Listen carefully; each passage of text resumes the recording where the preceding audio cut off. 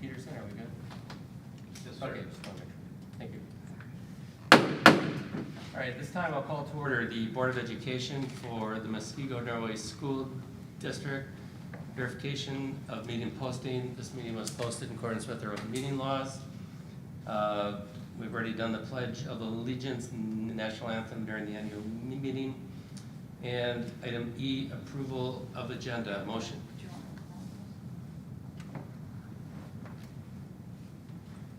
The roll call is the same as the annual meeting, right? You should do a roll call. Thank you. Okay, we're going to do a roll call now. 1C. Tracy Blair. Here. Brett Hyde. Here. Lori Cotney. Here. Evan Zimmerman. Here. Myself. Chris Buckmaster. Here. Bob Bowman is excused. Thank you, Mrs. Boyer. Moving on to item 1E, approval of the agenda. Motion is in order to approve the agenda presented, with the exception of we will not be going into closed session until after the board meeting.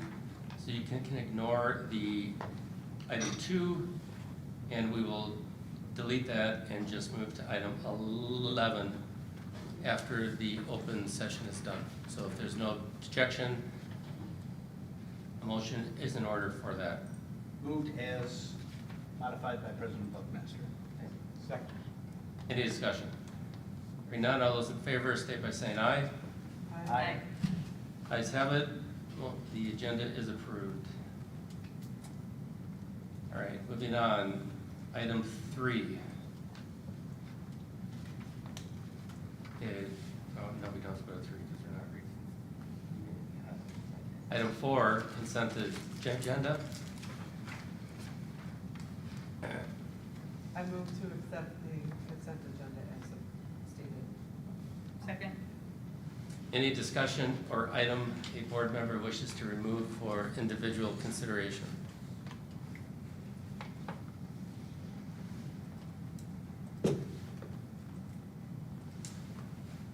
Hearing none, all those in favor of approving the consent agenda in gross, state by saying aye. Aye. Aye. Opposed? Motion carries unanimously. Thank you, everyone. Moving on to item 5, student representation. Mr. Wendt. Wrong night, huh? Did you get extra credit for sitting out there? Like, did you take good notes and everything? You could probably submit that. I attest to your extra credit. Okay. Please continue. All right, so at the high school, girls and boys varsity cross country competed in sectionals last weekend, and the girls placed first and qualified for state, and the boys placed 5th. Boys varsity soccer played their regional semifinal against Reagan last week, and then went on to play Waukesha South in the regional finals over the weekend. They played a great game, but it brought their season to an end. Girls rugby competed in playoffs over the weekend against DSHA, and they will compete at state for 6th place later this month. Girls swim also had their conference over the weekend, and both JV and varsity took 2nd overall. Boys football played their first playoff game of the season against Indian Trail over the weekend and won with a score of 56-0.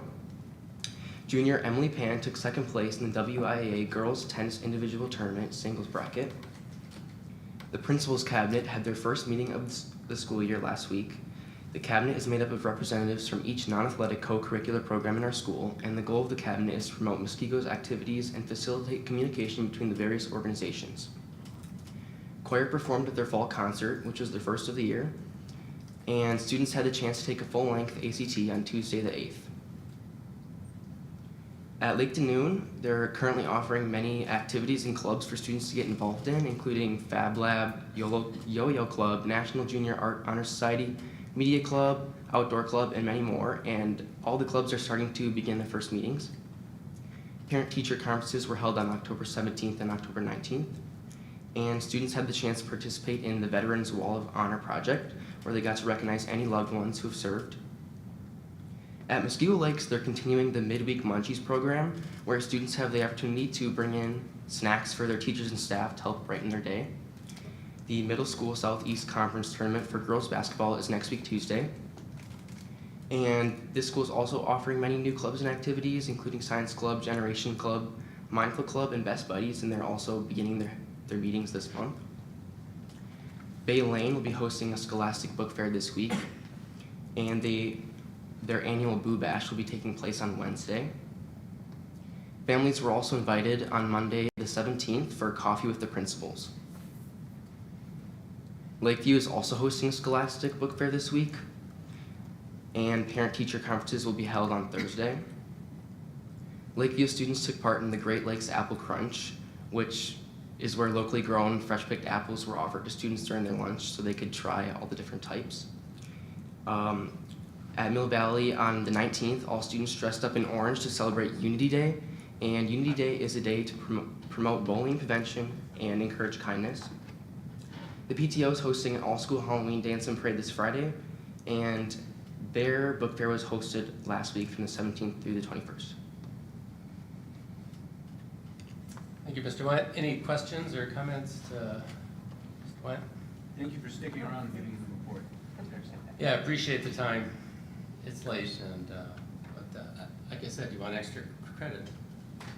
He doesn't need it. All right, thank you, Matt. Mason, I'm sorry. Moving on, item 6, superintendent's report. Dr. Thompson.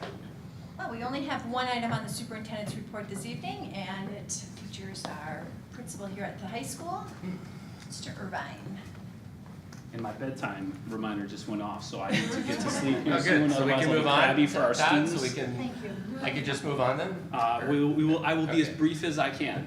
So I apologize that you guys have been here for a long night, but this is my night that I get to shine to talk about what happens up here. So I apologize. We should be out by around 10 o'clock. I'll try to keep this Do succinct. not apologize for just making us aware of the wonderful stuff that you're doing. So. Well, it would take a long time, so genuinely, it is with great pride that I take this opportunity to highlight some things that are happening here at Muskego High School. But to be honest, the success that we have here at the high school isn't really just the result of things that happen in these walls in this building. It's the result of an incredible school system. It's a result of a system that truly lives and breathes its strategic plan. So it really was a pleasure to be tied into the annual meeting, because the things that you heard about truly do cascade through every part of our school system. So the things that we get to celebrate up here don't happen because a student magically showed up as a 9th grader and poof, these amazing things happened. It happens because they're a part of a school system where at every single level, there are teachers who truly love their students and work incredibly hard to be informed on best practice, to work really hard to learn how to challenge students and push them to become their best selves. It comes from a district who truly believes in the importance of staff engagement and the other aspects that were talked about earlier, and there were some great questions that were asked. How do we retain our staff?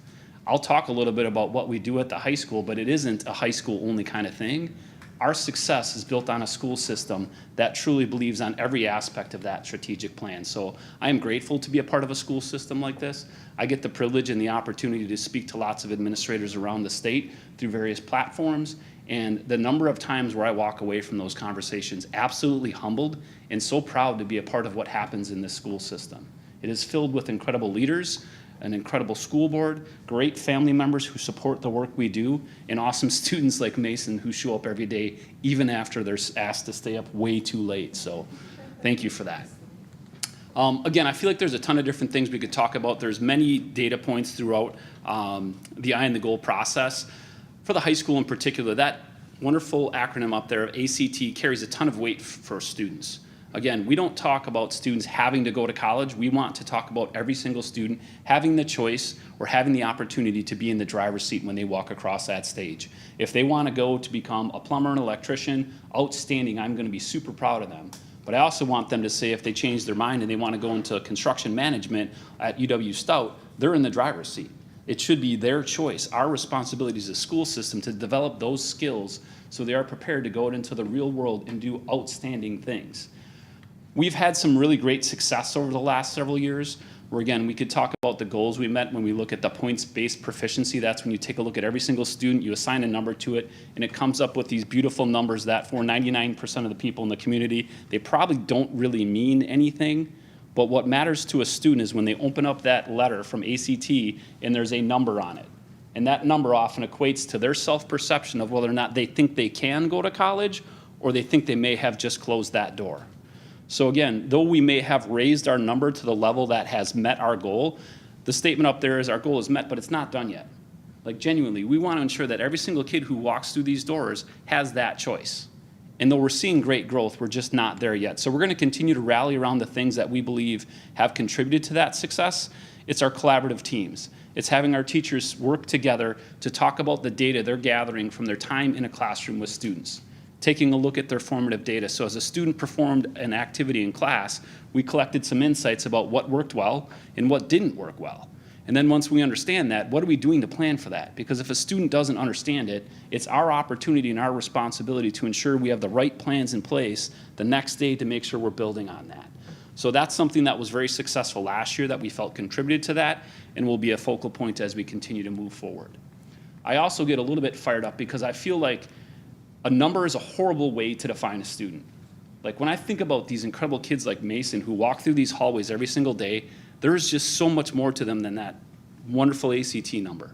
So when I see things about students who win scholastic and art and writing awards, that's what this is about. When I think about kids who are going out into the world of work and engaged in workplace experiences in an area that they've developed a passion for, and they are working in internships and making real money, getting connections and landing career opportunities before they even walk across that stage, those are successes we need to speak about just as excitedly as we do when that point-based proficiency goes up. So without question, we'll continue to focus on that because it's what we are measured in certain aspects. But I just also want to make sure that we talk just as much about all the different things we do to ensure that every single kid who comes through these doors starts to understand, when I graduate, how will I make a living for myself and for my family and be a community member that we're proud to call one of our own. To make that happen, I believe you have to have student voice at the table. It is really fascinating. We do measure through a student survey, student engagement. We actually went down a little bit last year. That's a data point that hurts our heart as a leadership team because we really think student voice is incredibly important. Now again, the folks who administer this survey for us, that data point would still have us in the 90th percentile of high schools across the US, and that's of high schools who actually care enough to survey their students about student engagement. So it's a pretty select population, but I'll be honest, we're not here to be in the top 90th percentile. Like, we believe our students and our community deserves the best, so we're not okay with that. So we're gonna continue to try to do things to bring their voice to the forefront, to say, what is it that we need to do to help make sure when you walk into this place, every single student has something that brings them to school. Because as much as I would like to say students walk through those doors every morning fired up to go to English class or math class, sometimes that's not the case. Sometimes it's because they are a part of an athletic team. Sometimes it's because they are a part of multiple different clubs and activities and all those different things that go into the principal's cabinet that may not show up as much, whether it's in the PAC at a concert or perhaps on a Friday night under the lights, but they're working really hard behind the scenes with stage crew, and they're the folks that aren't in the spotlight. But their voices are important for us to hear, to understand what is it that we need to add to continue to build on every student feeling like they're cared for and respected here. And then sometimes you get these little moments where you just kind of find yourself caught off guard, like, oh my gosh, this is really cool. One of my favorite things to do is I try like once a week to try to get out and open the doors for our students as they enter, as they get off the buses. And sometimes when I get there, I'm too late because there's students already holding the door open for their peers. So as students enter the day, I want them to hear from someone who respects them and cares about them, hey, good morning. And all of a sudden you show up and there's already kids doing it. Like, how awesome is that? So when I think about student engagement, it's like the ACT. There's a heck of a lot more to what student engagement is other than that number. It's kids being involved with sports, earning that opportunity to participate in life after high school. The number of our students who grind hour upon hour upon hour and earn that right and have that chance to be celebrated. But just as much as I want to celebrate our student athletes, I want to celebrate our students who are doing things the Warriors way, not because anyone's watching, but just because it's who they are as a person. So we continue to celebrate things like Student of the Month, and that's just something we challenge our staff. We say, look for the student who's doing the right thing. A student who might be walking down the hallway, sees a piece of garbage on the hallway, picks it up and throws it away. Not because someone told them to, but because they care. Or the student who's in our library and sees a student struggling with something, comes up, walks up and says, hey, can I help you with this? Students who volunteer to go down to our elementary schools to help out in recess. It's All those different things to me are just as important as the ACT we see. In a perfect world, every one of our students would be just as excited for English class as they would be to cheer for the banana. We don't quite have the answer on how to do that just yet, but my hope is through the principal's cabinet, we're gonna work for that, because when you see that energy and that excitement of the laughter and the smiles of students, that's a kind of high school experience we want every student to have. So whatever their event is, we wanna keep working to create that. Next aspect, parent satisfaction. Again, I really believe, and our entire leadership team believes, you can't have a great school without great parent support. It's impossible. So we have to continue to work to build that. This is another one of those data points to where in my head, in my heart, it bothered me that we took a little bit of a dip down. That's not acceptable. Yes, we still were in the 95th percentile of high schools across the US, but again, 95th percentile is not enough until we are the best, until every one of our family members knows that they're cared for and respected here, they have a voice at the table. We're gonna work to continue to do that. That picture there kind of summarizes for me some of the excitement that our community has about our school systems. When you show up at youth night and you see hundreds upon hundreds upon hundreds of youth football, cheer, dance, band kids coming together to celebrate, and you see the parents who fill and line that stadium, that's a reflection of a community that truly believes in its school system. So we're going to continue to work hard to create the avenues to get our parents feeling like this is a place they can be satisfied and proud to call their school. Key component to that is continuing to invite them in. Last year we had the opportunity to really expand upon our career day. We had about 90 volunteers, and the number of those volunteers who were alumni of our school system, who were graduates of this school, and are still community members, or who moved away and wanted to come back to help inspire the next generation of warriors. It's opportunities like that when people know that you don't graduate and move away, you will always be a warrior, and when you can come back to give back to our students, it helps everyone continue to feel connected. We mentioned earlier, and there was a question asked about how critical staff is. Without a doubt, a school cannot be great without having an incredible staff that believes in the importance of the work that they do. So proud to have the staff we do at the Muskego High School and throughout the Muskego-Norway School District. Sometimes, again, employee engagement is an interesting measure. It could be measured by a number, or it could be measured by the number of people willing to go in a dunk tank and have students whip balls at you and drop you in a dunk tank on a cold, spring day. I mean, I don't know if anyone in here looks a little bit familiar dry compared to wet, but that's just one example. The other things you see in there, it's like, again, the people in this building who on any given moment, you could see them in the hallways and watch them say hi to about 500 different adults and know them by name. And it's not just in one area of the building, it's in the band area, it's in our tech ed department, it's in our English area, it's throughout the building. Our staff work really hard to build connections with our students, because why they're here are our students. They really believe in the opportunity and the privilege they have every single day to make a difference in the lives of our students. The bottom right picture, we talk about nationally how there's a teacher shortage and there's a crisis in education, and that not many people are pursuing this as a profession. The young lady in the middle is actually an alumni who graduated in 2017, who is currently at UW-Whitewater, graduated to become a teacher. While she was at Whitewater, created a aspiring educators platform at UW-Whitewater, where she brings in students from around the state school system to talk about what it means to be an educator. She's invited me to speak 2 times and also brought in another teacher who inspired her. So again, one of our very own students is out there right now trying to make a difference in the world of education. And she looks back at her education here and says, that's why I wanted to do this. I had teachers in front of me every single day who I could tell they loved what they do, and they believed in the privilege it is to serve our students. So moving forward, again, we have some great success, but we're not there yet. Like, I'm sorry, I'm very proud of the things our staff has done, and I want to continue to celebrate that because it is really important to do so. But again, we need to keep striving. We have students here that are still falling through the cracks. As we reflected on our data, like one of the things we're missing, as students kind of fall off the platform of starting to think about life after high school and thinking that college might be an option, all of a sudden, sometimes their attendance starts to decline. Sometimes they think school is a little bit less important. And if those students aren't connected in a club or a sport, their attendance falls off really quickly and really sharply. And I don't think it's a surprise if I say, once you stop attending school consistently, your academic performance plummets.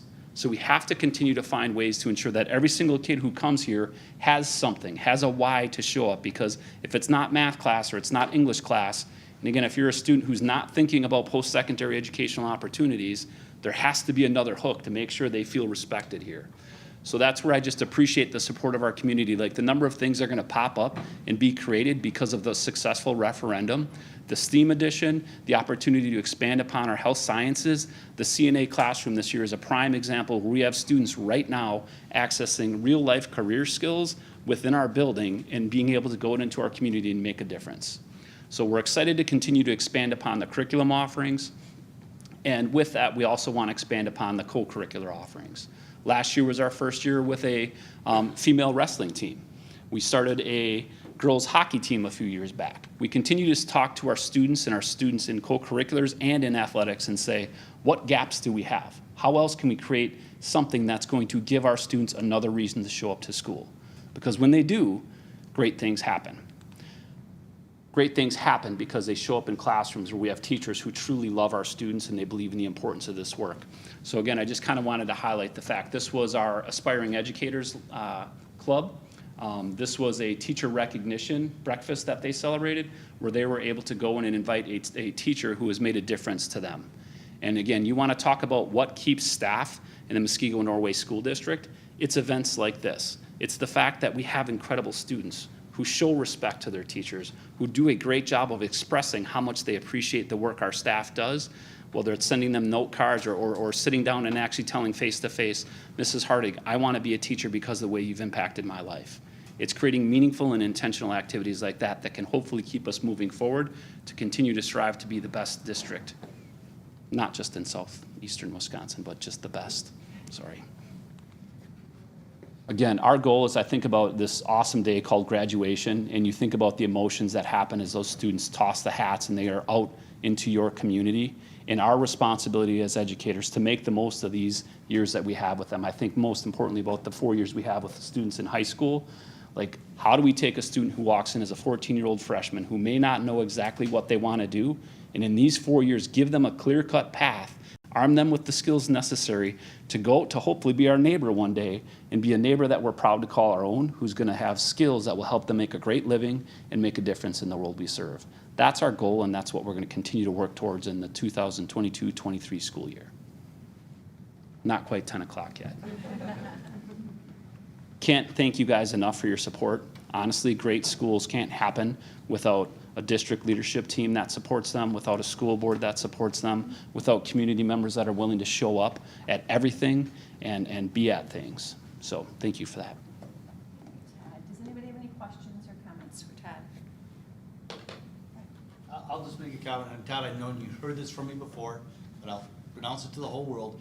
Thank you for getting all of these activities and clubs and sports and keeping them coordinated. I know it's not just you, it's Ryan also working very hard to do that, but I think it's so important. Just listening to, I believe it was Anna that was sitting at our table this evening, telling us her story with the Connect Academy and how it's helping her give her some direction in the way she wants to go. She's found some passion that she likes. It's not, she doesn't know exactly what the path is, but at least she's on a good direction. She knows the general direction to head. So things like that make a big difference for our students, and the staff supporting that is also incredible.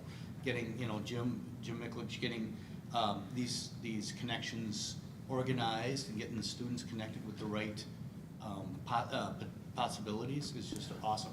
I appreciate that. And that's a great example too of how the district structures the opportunity to innovate.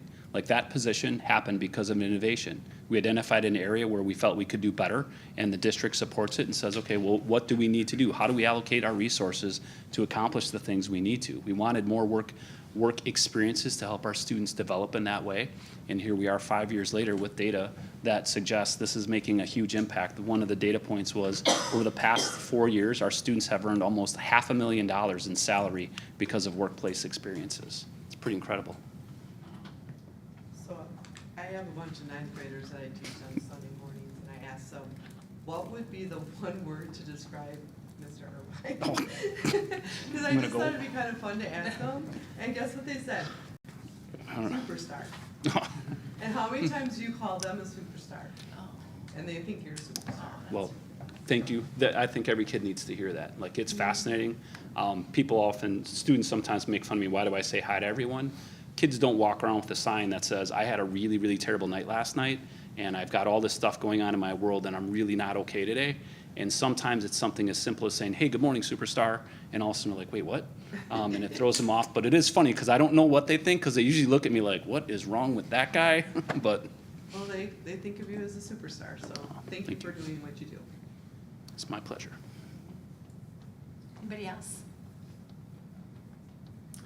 Thank you, Todd. Thank you, guys. Thank you very much, Ted. That concludes the superintendent's report. Thank you, Dr. Thompson. Moving on, item 7, other reports, President's report. You know, I guess I have some comments, and I don't think I need to say this, but I will. So you know, parents, I think teachers, support staff, I think whatever school I go through, whether it be the elementary, the middle, or the high school, you know, as Todd had said, I think that type of pride and professionalism just resonates throughout.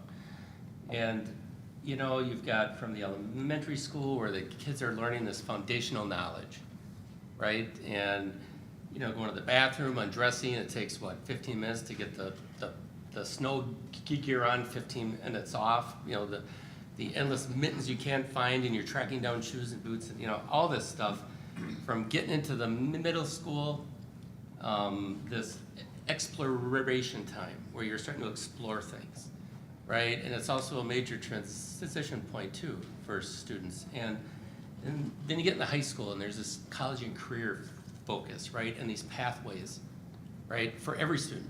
So there's a pathway for every student. And I think all through that, I mean, parents will contact teachers, you know, depending on what they're doing. Like, thank you for taking care of my 7-year-old who lost his shoe and didn't have to walk around the school with one shoe, right? And to the middle school when there's something happens playing that, what is it, that 8 square or 4 square, yeah. You know, I see that, right? And then, you know, even at the high school, I mean, just, I think parents reach out to teachers in their own way, and they thank them in their own way. And I think teachers respect that, and the parents respect that. That's what starts that engagement. And I think you've got our administration. I mean, you support our support staff and teachers as well through just the career development and through feedback, employee engagement, right? Students, probably the best. When students come back after the fact and they actually approach a teacher they had 3-4 years ago and just reflect on how important that specific teacher had on them or some impact that teacher had on them, right? That's another form, a very positive form. And then you've got parents who are school board members, right? Well, like us, we do things too. From the rest of the parents, we approve referendums. We support and supply facilities that are just state of the art for our staff, administration, and teachers to be in, right? And we're almost twice the citizens here when you're on a school board, because you're acting in the form of a parent, right? And you're also acting in the form where you're setting pay, benefits, you're doing all these things to try to incorporate funding into supporting, right, this whole learning environment. And you know, as Dr. Thompson always says, the safety and security is paramount. And we do everything we can to support that. So I would take issue with anyone saying that somehow this board does not appreciate teachers or staff. I would call it nothing but bunk, period. And I think we all just support teachers and staff in a different way. But for people who are in elected office on this board, we are really twice the citizen when it comes to these schools. Because not only do we support them as parents, we support them as board members, diverting and directing tax dollars in total support of this learning environment. So I just want to make that very, very clear. That there is a solid appreciation in what we do, what parents do, and what students come back and do. And I thought I needed to make that clear. So that is all I have for the president's report. Other board member reports. Mrs. Blair. I just, on the agenda, there is the CISA 1 page with the links. There isn't too much going on right now, but there will be stuff coming down the road in the next couple months. Mr. Zimmerman. Mrs. Conti. I don't have a board report, but I just want to confirm and say what you were saying. Absolutely. I think is so true, and I do have to say that, how can your students not be excited? I mean, it starts at the top. So I know you've been gracious to me as a new school board member. All the principals, vice principals have, and I've, really enjoyed that. It's a point of privilege. I want to thank you, and I enjoyed your presentation. Thank you. Oh, Mr. Hyde. Yeah, I just had it. I was wondering if you were gonna get to me. I got a couple things, if you don't mind. Also, like Lori said, I wanna ditto what you said. It was right on point. Nobody, I think, in this district respects our teachers more than this board. We know they're our frontline workers. We know they're the ones in there helping these students get to where they need to be. And if we have a disagreement with them once in a while, we have a process to go through that. And we've worked through these processes, and we have the administration acting as the funnel between us and the teachers to make sure everything is done properly and make sure everything is done so that we have, essentially, I hate to say this, no hurt feelings at the end of the day. But moving on to better things, last Tuesday, we had our WSB regional meeting, and something happened there. I'm trying to remember. Somebody got an award for something. I want to congratulate Mrs. Blair for reaching her level 2 in pretty good time, too. Reaching these, there's a point system where when school board members attend events, to learn to become better members, they get a point, and it's just the WSB's way of saying, thank you for trying to be a better board member, and hopefully we're helping. Which brings me to the other thing I wanted to bring up. During the discussion, afterwards, presentation by some of the staff members, they covered the big survey that we had this past year. We want to make sure that we stay relevant as an association and that we are delivering what we need to our members, just like we as a board do. We want to stay relevant, which is why we go through a lot of the things, why I believe somebody asked why we were looking at another math program when we're doing so well in math. We're doing great, but we can possibly do better, and that's why we're looking at it. And I think Courtney explained that very well. So, so thank you to everybody who attended the WSB meeting, the regional meeting. Appreciate it. We should congratulate you too. I was trying to avoid that. I'm going to conclude my report, so thank you. Mrs. Boyer. I've got nothing. So I do have one, but I will go back and congratulate Mr. Hyde on being elected again, or re-elected as the WASB Region 11 Director. Congratulations. There was actually somebody running against him, so Which I Good think job, Brett. says a lot for our school district to see that we're that involved, because I'm sure you have a level too. I mean, we all are doing conferences and such to try to get more educated on being on the school board, so I think that says a lot about us. Well, I think Kelly and Courtney and a lot of others can attest. I hear something, and I go back to them and say, hey, I just found out that Sun Prairie is doing this, or Minocqua is doing this, and they'll listen and they'll take a look, and sometimes it's very productive, and other times it's not something we have the ability, just because we can only do so much, so. Good. I'm Okay, done. well, congrats again. Thank you. So I do have one item, and I'll post a letter and stuff on the November meeting and stuff, but just to give people time, so I'm up for re-election in April, and as I've said in the past, I really don't intend to run for a 4th term, and I'm standing by that. So I just want to make that clear. I will not be seeking re-election for a fourth term. And I have all these drafts of like reasons why, and I'm not going to repeat them and speak on them, but I'll just post a letter on November's board meeting. But generally speaking, it's just I've got other things I want to do. And, you know, it's been a great experience, and I'll talk more about that in November, but I mainly wanted the word to get out there so those who are interested can at least file, because the filing timeline is tight, right? And I want to give people the most time that they have to consider this and think about it, and yeah, so I just want to make that clear to the board that I will not be seeking re-election, so. And that is all I have. So thank you, and on to committee reports. Mrs. Boyer. The Educational Services Committee met tonight briefly, just to take a look at the academic book that made some cosmetic changes to the front cover, and by adding the AP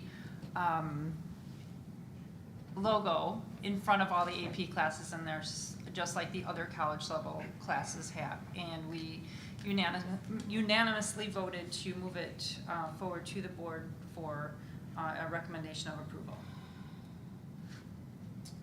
Thank you, Mrs. Boyer.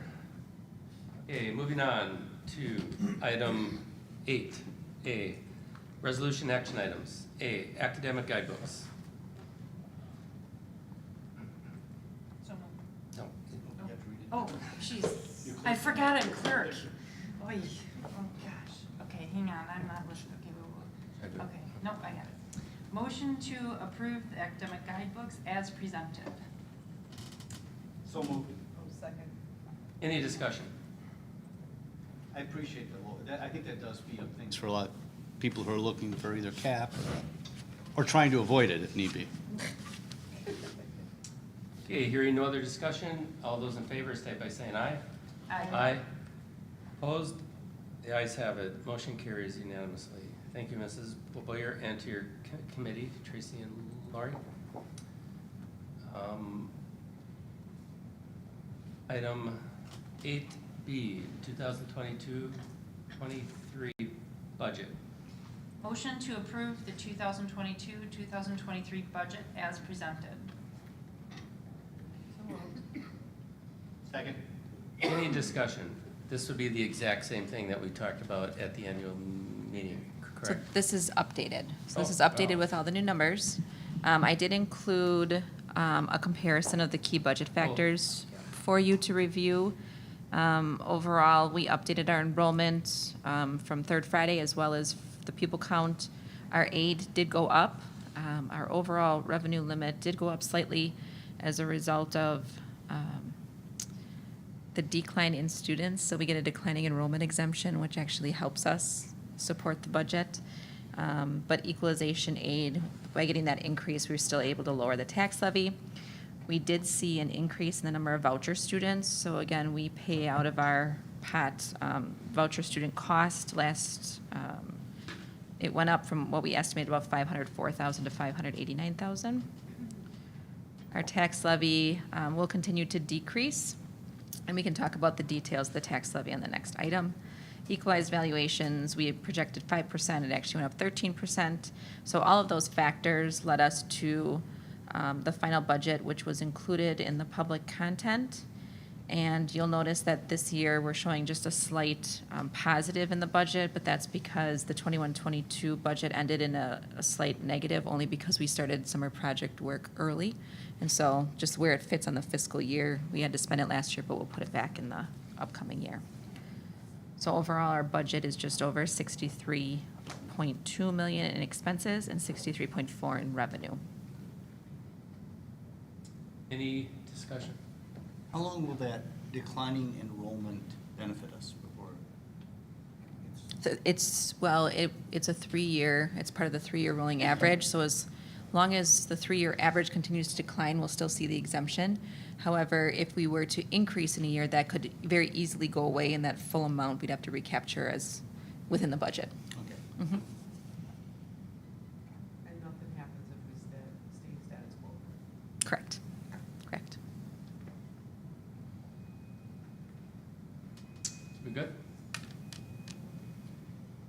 Okay, hearing no other discussion, all those in favor state by saying aye. Aye.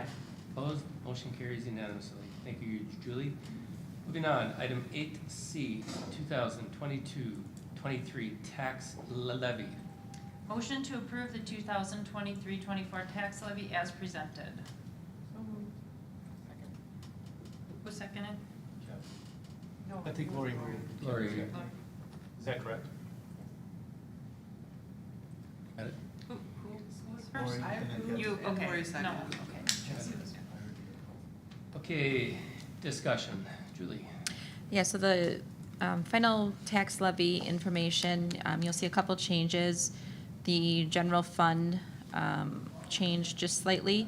Our capital expansion, in working with Jeremiah, we're gonna levy $677,000 in Fund 41, and the balance between that and the $750 that we originally set at the annual meeting is going back into the general fund to pay for other operational items, but we can't include them in the capital. It actually has to be a capital project to include it there, so it'll stay in his budget.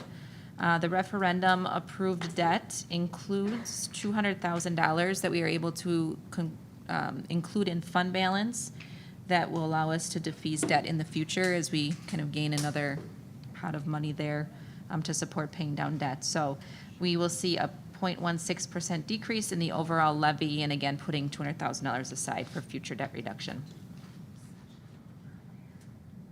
Any discussion? The 15,000, what are we covering? So that's We used to to use it for a support, pool. it's still the pool. It's just in the Nothing new? past, no, it's nothing new. In the past, we've had fund balance left in Fund 80 to support it, but we're low on that now. So that'll help us to continue that program. Mhm. Maybe you should clarify what with the pool, because Oh, it's the open swim program and the ability for us to rent out the facility to the community. make sure people Understand? who are listening understand. Yeah. Thank you. Mhm. Nice work, Julie. Yeah, this was very good work. This was not an easy year.